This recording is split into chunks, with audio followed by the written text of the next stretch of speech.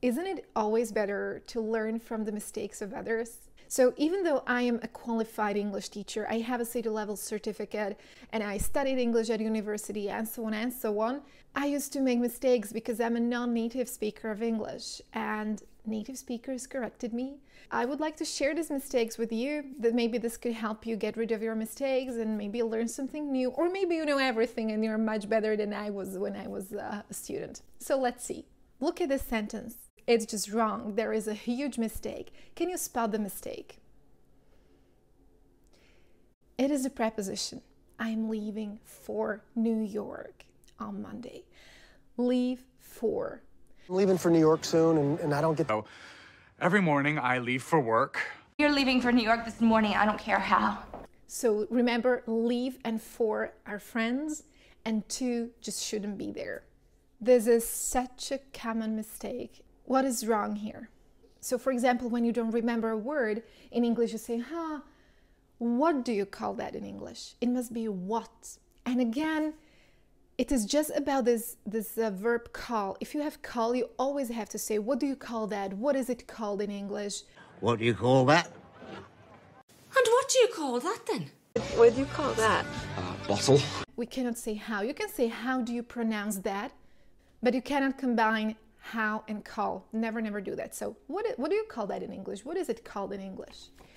What about this one? And again, this was a native speaker, teacher Susan. Hey, Susan, or Susanna, I think it is pronounced. So she told me this. And it is just about the article.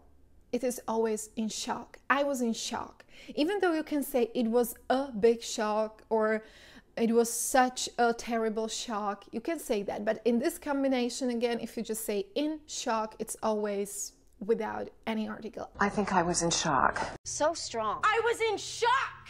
All right, what about this one? I invested a lot of money. So if you already have my online course, Money and Finance, which is on my website, you already know that. It is invest in.